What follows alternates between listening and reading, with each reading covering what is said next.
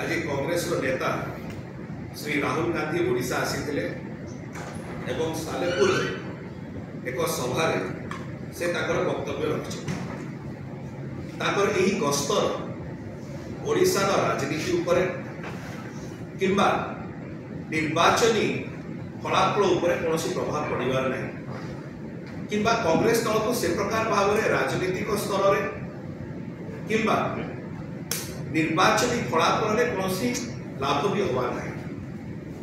किंतु जो कांग्रेस दल विगत अनेक वर्ष है निर्वाचन पर निर्वाचन हारी हारी चली एवं तांकर जो माने कर्मकर्ता और नेतृमंडली अच्छा से मनोबल भांगी जाइए।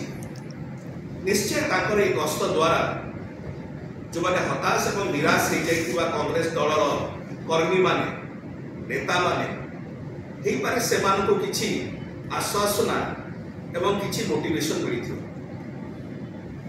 एई गस्तर केवल सेतिकी ही निर्यास बाहर करा जाय परिबो एवं ओडिशार ए निर्वाचनी फलाफल यार कौन प्रभाव ये कांग्रेस दल निर्वाचनी फलाफल कौन प्रभाव हवा।